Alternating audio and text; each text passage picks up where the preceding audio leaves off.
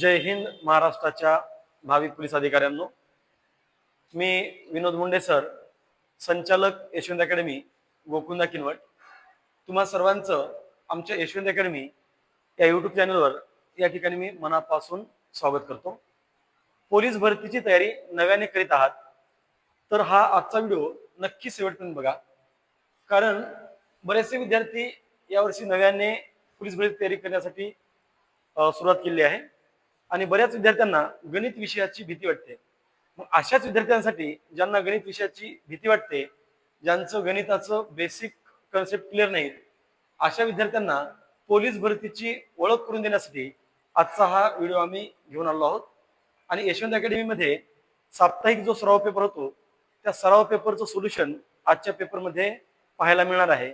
आणि विद्यार्थी मित्रांनो, नक्कीच आजचा व्हिडिओ पाहिल्यानंतर गणित विषया संदर्भामध्ये तुमचा जो आत्मविश्वास आहे तो नक्की वाढणार आहे. कारण आपल्याला स्पर्धा परीक्षेची सुरुवात करताना याच लेवल पासून आपल्याला गणित विषयाची तयारी करावी लागेल. अशाच प्रकारचे प्रश्न आपण आज या ठिकाणी घेऊन आलेलो आहोत. तर पहा, साप्ताहिक पेपर क्रमांक 1 या पेपरचं आपण आज विश्लेषण पाहणार आहोत. जसं पहा, या ठिकाणी पहिला प्रश्न काय सांगतो. पहिला प्रश्न असा आहे, मोठ्यात मोठी 2 अंकी समसंख्या कोणती? मोठ्यात मोठी 2 अंकी समसंख्या कोणती? पहा बेटा, मोठ्यात मोठी 2 अंकी संख्या कोणती आहे रे? मोठ्यात मोठी 2 अंकी संख्या आहे 99. पण आपल्याला विचारलं मोठ्यात मोठी 2 अंकी समसंख्या कोणती? आता हे 99 मोठ्यात मोठी 2 अंकी संख्या जरी असेल तर ती 2 अंकी सम नाही. ठीक आहे. मग कोणत्याही विषम संख्येमध्ये जर आपण 1 प्लस केला तरी पण समसंख्याच मिळते, आणि कोणत्याही विषम संख्येतून 1 मायनस केला तरी पण समसंख्याच मिळते. चला, मोठ्यात मोठी 2 अंकी समसंख्या कोणती? मग मी पहिल्यांदा काय केलं, मोठ्यात मोठी 2 अंकी संख्या लिहिली 99, पण ती सम नाही.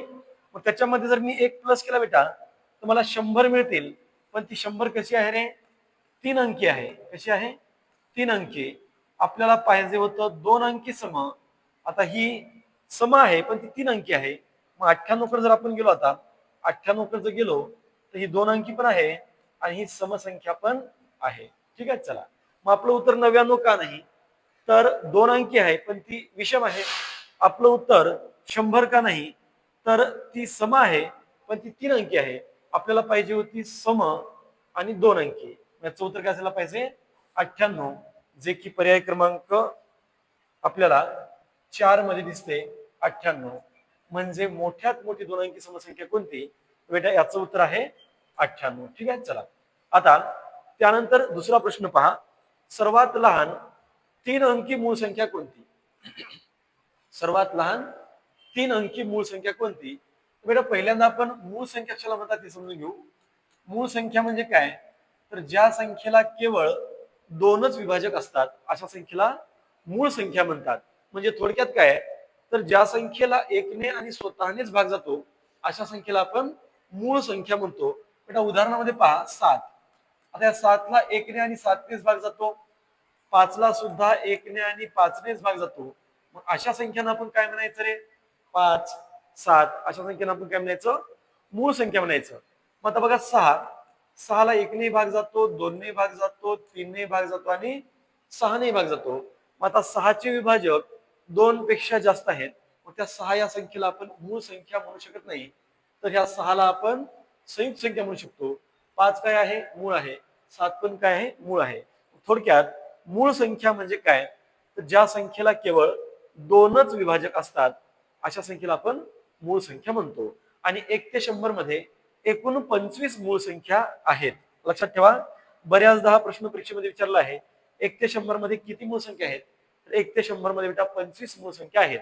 आता पहा, दुसरा प्रश्न काय म्हणतो, सर्वात लहान 3 अंकी मूळ संख्या कोणती? सर्वात लहान 3 अंकी मूळ संख्या कोणती? तर पहा, सर्वात लहान 3 अंकी मूळ संख्या, मला सांगा सर्वात लहान 3 अंकी संख्या कोणती आहे रे? 100. सर्वात लहान 3 अंकी संख्या आहे 100, पण ती मूळ नाही. चला पर्याय काय दिले बघू आपण. सर्वात लहान 3 अंकी मूळ संख्या, बेटा या ठिकाणी पहिला पर्याय आहे 113. 113 पण मूळ संख्या आहे, कारण 113 ला फक्त 1 न आणि 113 नेच भाग जातो. त्याच्यानंतर 107 ही सुद्धा मूळ संख्याच आहे. 107 सुद्धा काय आहे? मूळ संख्याच आहे. 109 सुद्धा मूळ संख्याच आहे आणि 101 सुद्धा काय आहे? मूळ संख्याच आहे. मग आता मला सांगा, या चारीच्या चारी जर मूळ संख्या असतील तर मग आपलं उत्तर नेमकं काय? तर सर्वात लहान 3 अंकी मूळ संख्या तुम्हाला विचारली. मग सर्वात लहान 3 अंकी मूळ संख्या जर विचारली त्याच्यामध्ये लहान कोण आहे बेटा? 101 आहे. म्हणून सर्वात लहान 3 अंकी मूळ संख्या कोणती? तर सर्वच्या सर्वच मूळ संख्या आहेत, पण या चारही ऑप्शन मध्ये सर्वात लहान कोण आहे? 101 आहे. मला सांगा बेटा, लहानात लहान 3 अंकी संख्या कोणती आहे? 100. पण ती मूळ आहे का? नाही. आपलं उत्तर 100 होऊ शकत नाही, लक्षात ठेवा. आपलं उत्तर आहे 101. चला, आता तिसरा जो प्रश्न आहे तो अगदी साधा प्रश्न आहे बघा. बेरीज करा. जे की आपण प्राथमिक शिक्षण घेताना अशा प्रकारची उदाहरणं पाहतो. तरी पण काही विद्यार्थ्यांना जर याही लेवलचे प्रश्न जमत नसतील बेटा, तर अशाच विद्यार्थ्यांसाठी आम्ही हा आजचा व्हिडिओ घेऊन आलो आहोत. पहा, 8974 अधिक 635 अधिक 89 या सगळ्यांची आपल्याला काय करायचं सांगितली? बेरीज. चला मग, 9 5 14, 14 4 18, 8 हातचे 1 है ना. 7 1 8, 8 3 11, 11 8, 19 9 हातचे 1, 9 1 10, 10 6 16, 6 हातचे 1 आणि 8 1 9. मला ही बेरीज किती मिळाली? 9698. बघा बरं, पर्यायामध्ये 9698 पर्याय क्रमांक किती आहे? 2 आहे. चला, तर आता आपण चौथ्या प्रश्नाकडे वळूया. पहा, 1 डझन बरोबर 12 वस्तू. 1 डझन बरोबर किती वस्तू? 12 वस्तू. तर 3.5 डझन बरोबर डॅश डॅश वस्तू. चला बेटा, आपल्या सगळ्यांना माहित आहे की एका डझन मध्ये 12 वस्तू असतात. उदाहरणामध्ये मग ती केळी असो का वस्तू असो, आपण म्हणतो ना 1 डझन केळी. मग 1 डझन केळी म्हणजे किती? तर 12 केळी आहे ना. मग 1 डझन म्हणजे 12 वस्तूंचा समूह. ठीक आहे. मग 1 डझन म्हणजे 12 वस्तू, तर 3 डझन म्हणजे डॅश डॅश वस्तू. बघा काय करायचं आता. 1 डझन, 1 डझन म्हणजे किती वस्तू बेटा? 12 वस्तू. 1 डझन म्हणजे 12 वस्तू. तर 3.5 डझन म्हणजे 3.5 डझन म्हणजे किती वस्तू? प्रश्नचिन्ह घ्या. चला, आता काय करायचं, हा त्रिकच गुणाकार होईल है ना, 12चा आणि 3.5चा. 3.5 गुणिले 12. मला सांगा, छेदामध्ये 1 घेतला काय नाही घेतला काय? काही फरक पडणार नाही का? तर कोणत्याही संख्येला तुम्ही जर 1 न भागलं तर उत्तर तीच संख्या येणार आहे. त्याच्यामुळं छेदामध्ये 1 घेण्याची गरज नाही. सरळ सरळ 3.5 गुणिले 12 करा. 12 पंचे 60 ला 0 हातचे 6, 12 त्रिक 36 आणि 6 42 आणि 1 दशांश उजवीकडून डावीकडे सरकवा. म्हणजे आपलं उत्तर किती यायला पाहिजे रे? 42. 1 डझन बरोबर 12 वस्तू. तर 3.5 डझन बरोबर किती वस्तू? तर माझं उत्तर यायला पाहिजे 42 वस्तू. 42 वस्तू यायला पाहिजे. पर्याय क्रमांक बघा 4 दिसतो. 42 वस्तू. ठीक आहे. 1 डझन म्हणजे 12 वस्तू, तर 3.5 डझन म्हणजे 42 वस्तू. चला, पुढचा प्रश्न. प्रश्न क्रमांक 5. परिमेय संख्या ओळखा किंवा परिमेय संख्या कोणती?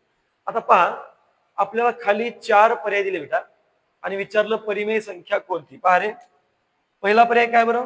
पहिला पर्याय बघा पाय. दुसरा पर्याय आहे वर्गमुळात 7. तिसरा पर्याय आहे वर्गमुळामध्ये 1 आणि चौथा पर्याय आहे यापैकी नाही. यापैकी नाही. आणि आपल्याला ओळखायचं आहे परिमेय संख्या. काय ओळखायचं बेटा? परिमेय संख्या. परिमेय संख्या कशाला म्हणतात बेटा? तर आता लक्षात ठेवा, मी थोडक्यात सांगतो. आता पाय ही अपरिमेय संख्या आहे. पाय काय आहे? अपरिमेय संख्या आहे. आणि पायची अंदाजित किंमत 22/7 ही परिमेय संख्या आहे.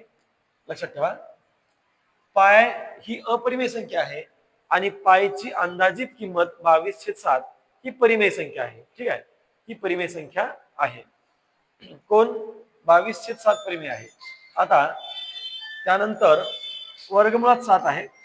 बेटा, एखाद्या संख्येचं वर्गमूळ जर पूर्णांकात निघत असेल, उदाहरणामध्ये 36चं वर्गमूळ 6, उदाहरणामध्ये 49चं वर्गमूळ किती रे? 7. एखाद्या संख्येचं वर्गमूळ जर पूर्णांकामध्ये निघत असेल तर त्या संख्येला आपण काय म्हणतो? परिमेय संख्या म्हणतो. मला सांगा बेटा, आता पायला आपण काय म्हणायचं रे?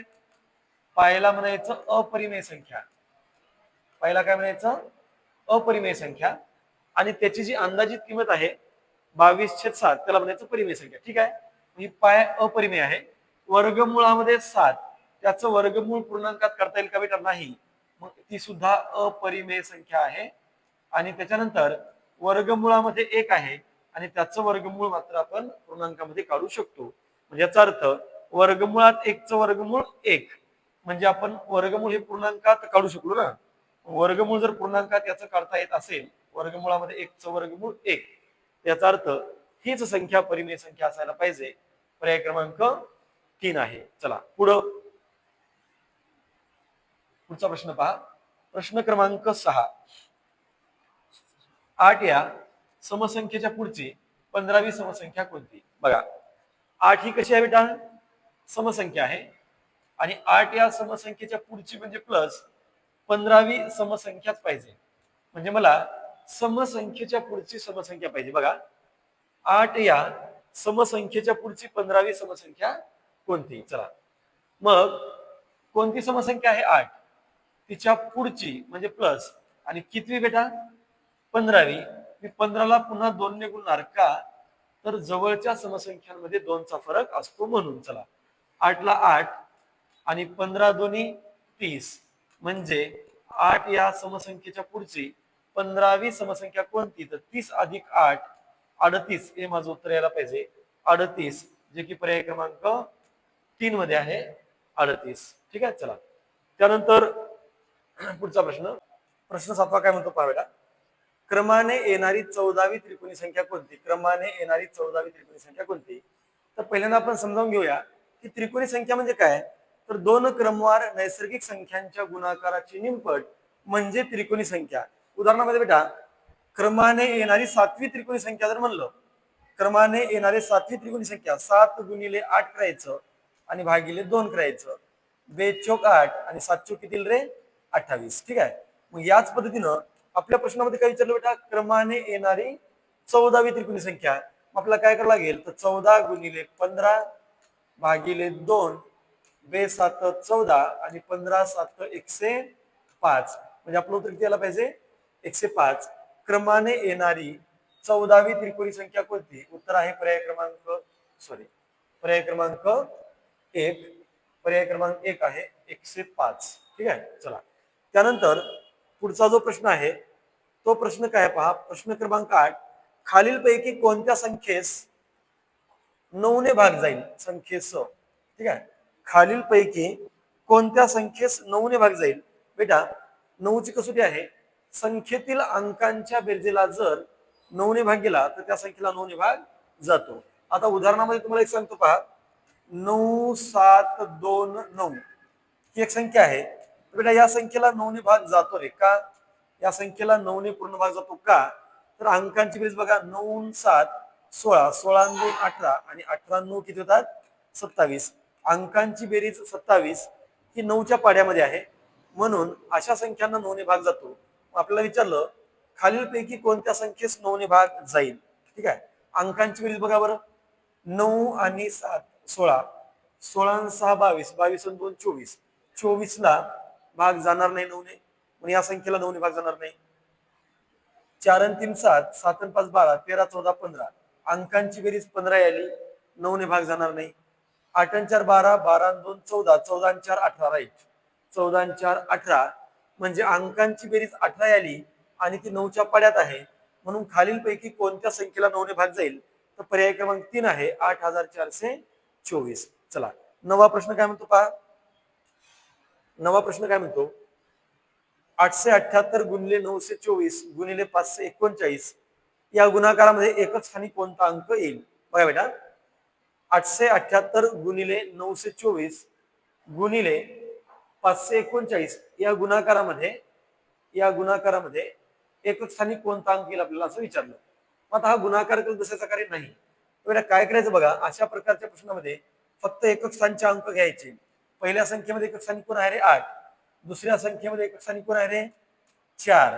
आणि तिसऱ्या संख्येमध्ये एकक स्थानी कोण आहे बेटा, 9. फक्त एकक स्थानचे अंक घ्या.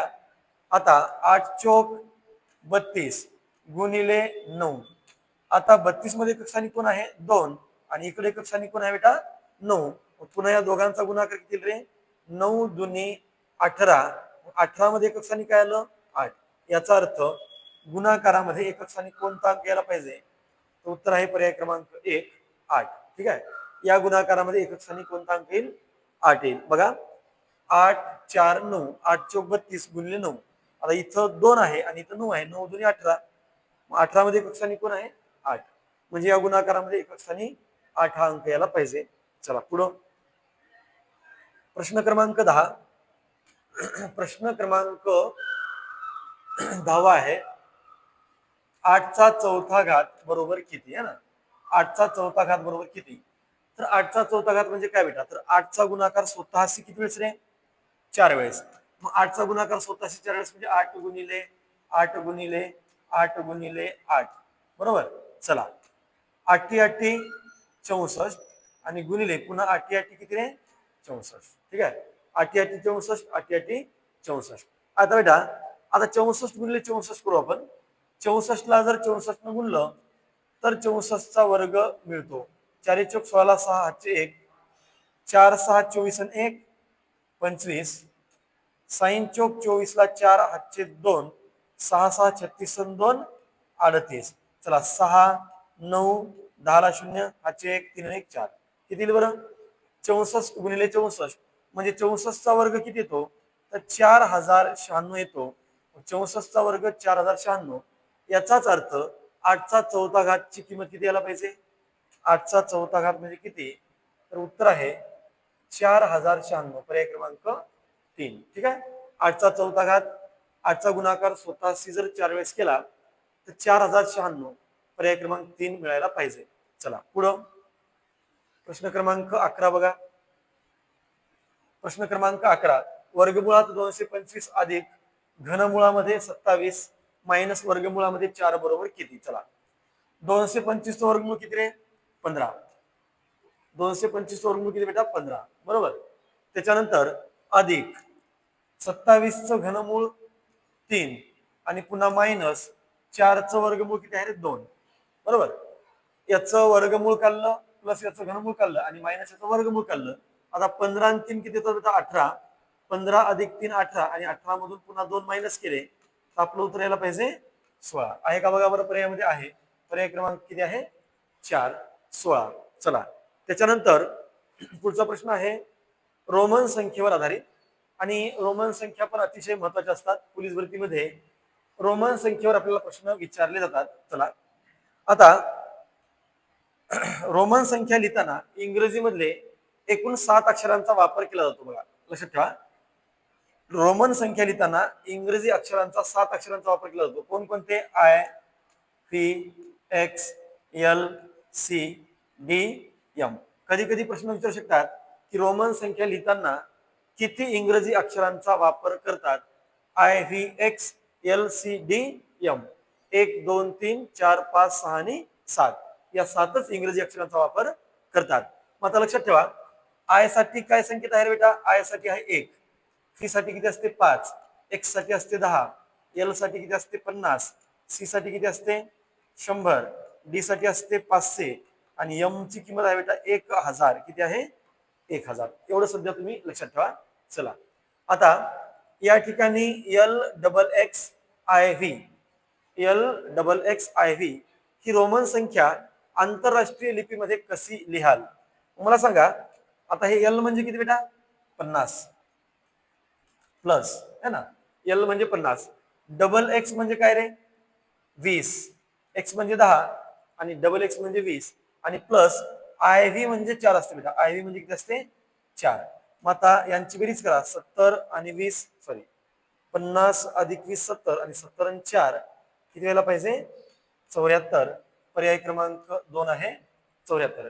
जेव्हा आपण ऑफलाईन बॅच मध्ये रोमन संख्या हा चॅप्टर पाहू त्यावेळेस तुम्हाला डिटेल्स मध्ये मी रोमन संख्येबद्दल माहिती सांगणार आहे. सध्या फक्त एवढीच माहिती असू द्या. चला पुढं 8 8 12 16 20 24 या सर्व संख्यांची सरासरी किती. मग बेटा आता आपल्याला संख्या किती दिल्या 5, 8, 12, 16, 20, 24 आणि या संख्यांची काय विचारलेली सरासरी. मग सरासरी म्हणजे काय असते बेटा पहा, सरासरी म्हणजे काय असते, तर सर्व राशींची बेरीज भागिले राशींची संख्या. मग राशी कोणकोणत्या आहेत रे, हे प्रश्न क्रमांक आहे लक्षात ठेवा.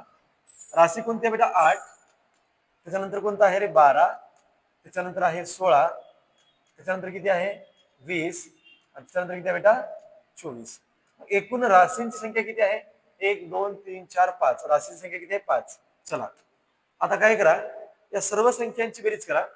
किती पहा, 12 आणि 8 किती रे 20, 20 आणि 16 36 बरोबर, 20 आणि 16 36, 36 आणि 24 किती येणार बेटा 60, 70, 80.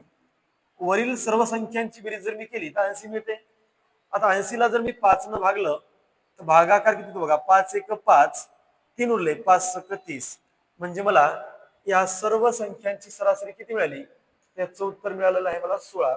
मग लक्षात ठेवा, दिलेल्या संख्यांची जर सरासरी काढायची असेल, दिलेल्या संख्यांची जर सरासरी काढायची असेल बेटा, त्या सर्व संख्यांची काय करायची बेरीज करायची आणि त्याला एकूण संख्या किती आहेत 5, 5 न भाग द्यायचं, आपलं उत्तर किती येईल 16.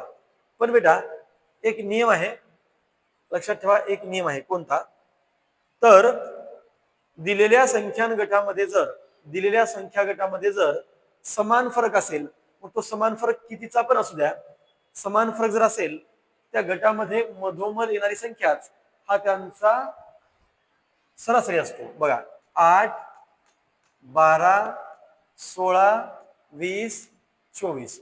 मग मला सांगा, आता या सर्व संख्यामध्ये समान फरक आहे 4चा, 4चा, 4चा आणि 4चा. बघा 8चे 12 झाले, 12चे 16 झाले, 16चे 20 झाले, 20चे 24 झाले. मग बेटा जेव्हा संख्यांमध्ये समान फरक असतो तेव्हा त्यांचा सरासरी ही मधोमध असणारी संख्याच असते. त्यांचा सरासरी काय असतो, मधोमध असणारी संख्याच असते. म्हणून आपलं उत्तर घ्यायला पाहिजे 16. चला पुढं प्रश्न क्रमांक 14 पोहता. प्रश्न क्रमांक 14 वर घेऊ आपण. काय म्हणतो बघा, 14वा प्रश्न आहे 2000 चे 12%. कशाचे, 2000 रुपयाचे 12%. मग काय करायचं, 2000 चे म्हणजे गुणाकार आणि 12% कोणत्याही संख्येच्या समोर जर टक्क्याचा सिंबल असेल तर छेदामध्ये किती घ्यायचे बेटा 100 घ्यायच्या. 2000 चे 12%, 2000 गुणिले 12 भागिले 100. या 100 सोबत 2 शून्य कॅन्सल होतील. आता राहिलं फक्त काय 20चा आणि 12चा गुणाकार, 12 दुनी 24 आणि समोरचा एक 0. म्हणजे मला उत्तर किती मिळायला पाहिजे, 240 मिळायला पाहिजे. पर्याय क्रमांक 1 आहे 240. चला 15वा प्रश्न बघा. हा प्रश्न किती होता रे 13वा. हे आहे 14व्या प्रश्नाचं सोल्युशन. आणि बेटा आता घ्या 15व्या प्रश्नाचं सोल्युशन काय येईल पहा. प्रश्न क्रमांक 15 कसं पहा आता, 2 शतक. आता मला सांगा शतक म्हणजे काय 100. मग शतक म्हणजे 100, तर 2 शतक म्हणजे 200 अधिक 6 दशक, दशक म्हणजे 10, मग 6 दशक म्हणजे किती रे 60 आणि 9 एकक, एकक म्हणजे 1 आणि 9 एकक म्हणजे 9 एक 9. चला मग किती होईल 200 अधिक 60 अधिक 9 म्हणजे उत्तर येईल 269. 269. पर्याय क्रमांक किती आहे 3, सॉरी पर्याय क्रमांक 2 आहे. इथं पण 3 झालं, इथं पण 3. पर्याय क्रमांक 2 आहे 269. ठीक आहे. चला पुढे घ्या प्रश्न क्रमांक 16, 17 आणि 18. आता हा प्रश्न आपण बघू. चला पहिल्यांदा आपण सोल्युशन पाहू. प्रश्न क्रमांक 16चं कसं पहा, एक वस्तू 400 रुपयामध्ये खरेदी करून 440 रुपयाला विकली तर सेकडा नफा किती. पहा बेटा, एक वस्तू 400 रुपयाला खरेदी केली आणि 440 रुपयाला काय केली म्हणते रे विकली म्हणते आणि विचारलं सेकडा नफा किती. चला बेटा आता कसं करायचं, त्या वस्तूची खरेदी किंमत किती आहे सांगा 400 रुपये. त्याच्यानंतर त्या वस्तूची विक्री किंमत किती आहे बेटा 440 रुपये. आता मला सांगा, जर खरेदी किमतीपेक्षा विक्री किंमत जास्त असेल तर नफा होतो बरोबर. मग एखादी वस्तू मी 400 रुपयाला खरेदी केली आणि 440 रुपयाला विकली, याचा अर्थ मला या ठिकाणी नफा होणार किती, या ठिकाणी मला नफा होणार किती तर 40 रुपये. मग तुम्हाला काढायचं काय रे? शेकडा नफा. मग शेकडा नफा काढायचा आहे आणि शेकडा नफा किंवा शेकडा तोटा हा नेहमी खरेदी किमतीवरच काढतात. मग किती रुपये खरेदीवर? 400 रुपये खरेदीवर. किती रुपये नफा? 40 रुपये नफा. 400 वर 40 तर 100वर किती? 100 एक 100, 100 चौक 400 है ना. 100 एक 100, 100 चौक 400. 4 10 40 आणि शेवटी 10 गुणिले 1. 10 एक 10% शेकडा नफा व्हायला पाहिजे. पर्याय नंबर 1 आहे 10%. ठीक आहे, पर्याय क्रमांक 1 आहे 10%. आता त्याच्यानंतर या ठिकाणी हा प्रश्न झाला. पुढचा प्रश्न आहे बेटा प्रश्न क्रमांक 17. प्रश्न क्रमांक 17 मध्ये आपल्याला काय विचारलं? गुणाकार. कशाचा गुणाकार आहे? 2458 गुणिले 325. चला आता याला पर्याय नाही, आपल्या पारंपरिक पद्धतीने करावं लागेल. 2458 या संख्येला किती गुणायचं बेटा? 325. चला गुणाकार करा. काही 45 ला 0 हातचे 4, 5 5 25 आणि 4 29, 29 ला 9 हातचे आहेत 2, 5 20, 20 आणि 2 22 ला 2 हातचे 2, 5 दुनी 10, 10 आणि 2 12. चला पुन्हा गुणायचं कशाला? आता 2 न. बे 8 16 ला 6 हातचे 1, बे 5 10 आणि 1 11 ला 1 हातचे 1, बे चौक 8 आणि 1 9 आणि बे दुनी 4. आता शेवटी 3 न. 3 8 24 ला 4 हातचे 2, 3 5 15, 15 आणि 2 17 ला 7 हातचे 1, 3 चौक 12 आणि 1 13 ला 3 हातचे 1, 3 दोन्ही 6 आणि 1 7. चला आता ही बेरीज करून घ्या बरं. 0 9 6 15 ला 5 हातचे 1, 1 2 3 4 4 आणि 4 8. त्यानंतर 9 2 11, 11 आणि 7 18 ला 8 हातचे 1, 1 आणि 1 2 4 6 6 आणि 3 9 आणि हे 7 म्हणजे 7,98,000. बघा बरं 7,98,850. 7,98,850. 7,98,850. 7,98,850 पर्याय क्रमांक 1 आहे. चला म्हणजे सरळ आपण गुणाकार केला. आता पुढचा प्रश्न बघा काय म्हणतो. एक्स ही समसंख्या आहे. एक्स काय बेटा? एक समसंख्या आहे. एक्स जर समसंख्या असेल तर खालील पैकी समसंख्या कोणती असं आपल्याला विचारलं. मला सांगा रे, आता एक्स ही समसंख्या आहे, मग ती कोणतीही समसंख्या असू शकते. बरोबर, आपण काहीतरी मानू एक्स ही समसंख्या आहे. आपण एक्स ची किंमत 4 मानू. किती मानू? 4. आपण एक्स ची किंमत 2 मानू शकतो, 4 मानू शकतो, 6 मानू शकतो, 8 मानू शकतो. का?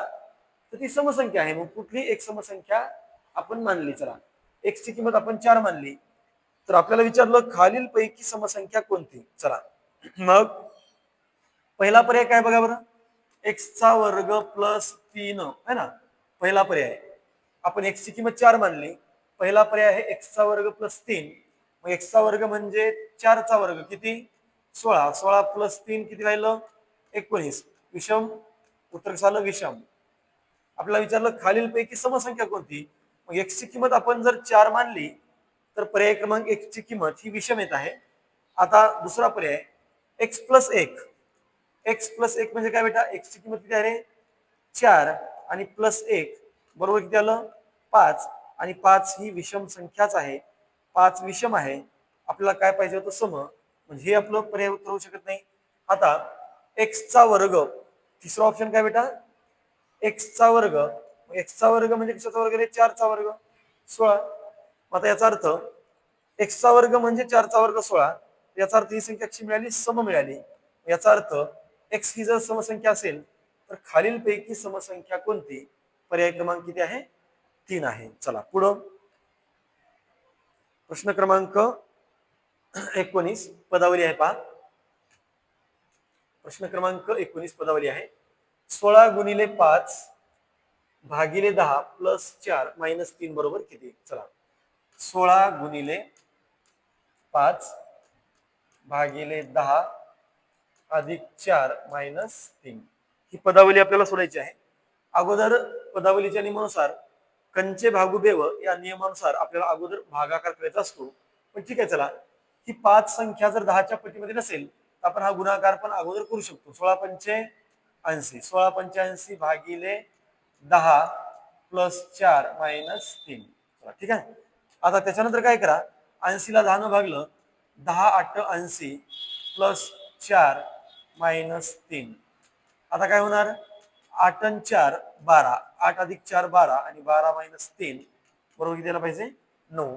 या पदावलीची किंमत 9 यायला पाहिजे. पर्याय क्रमांक 1 आहे. चला, त्याच्यानंतर पहा पुढचा प्रश्न.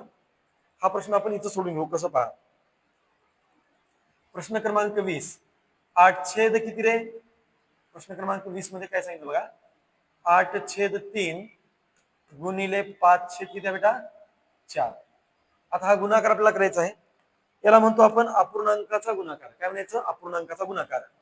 अपूर्णांकाचा गुणाकार करताना अंशाचा गुणाकार अंशात करतात आणि छेदाचा गुणाकार छेदात.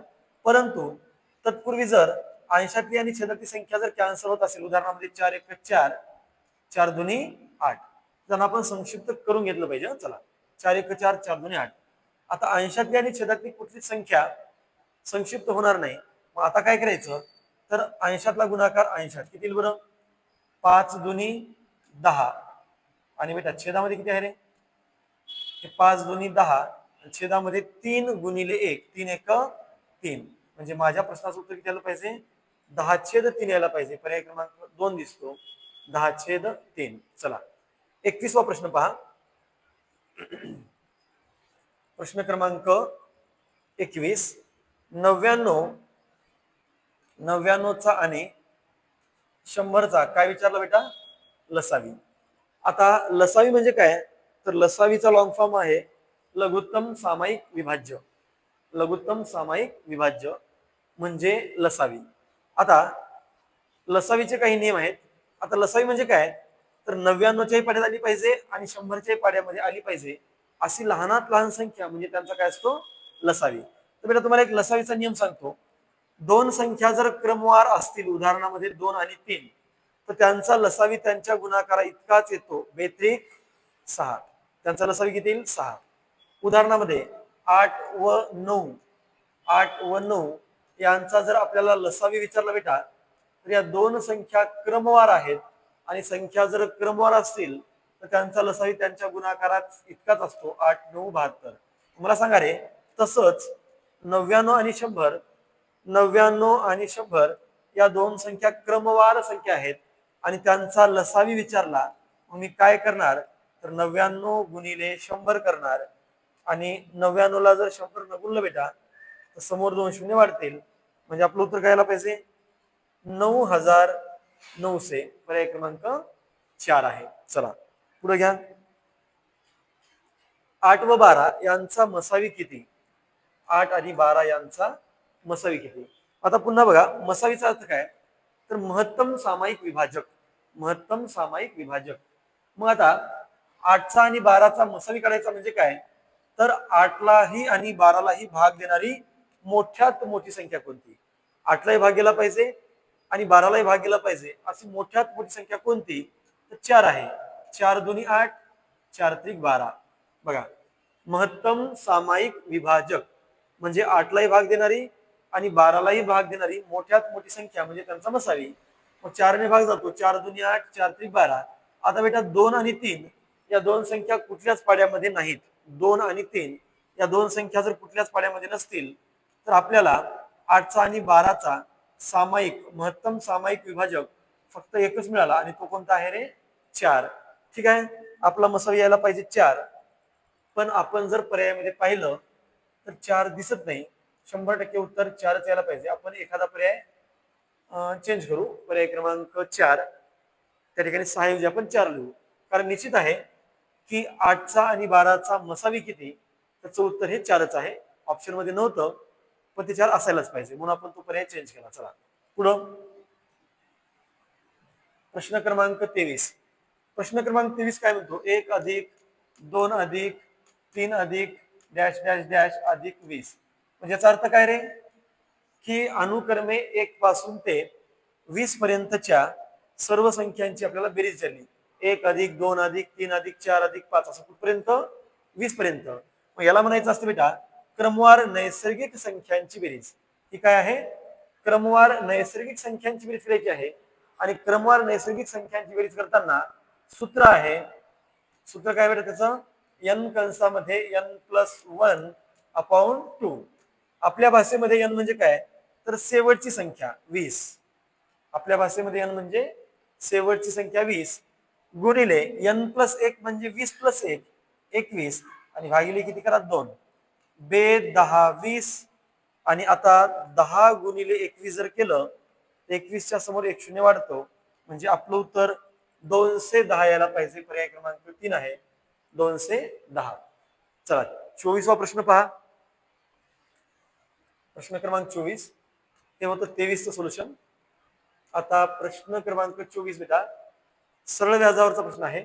8,000 रुपयाचे 8% व्याजाच्या दराने 8 वर्षाचे सरळ व्याज किती? आता या ठिकाणी मुदत दिली पहा 8,000, व्याजाचा दर आहे 8% आणि मुदत आहे 8 वर्ष आणि विचारलं सरळ व्याज किती. चला सरळ व्याज किती? तर सरळ व्याजाचा फॉर्म्युला आहे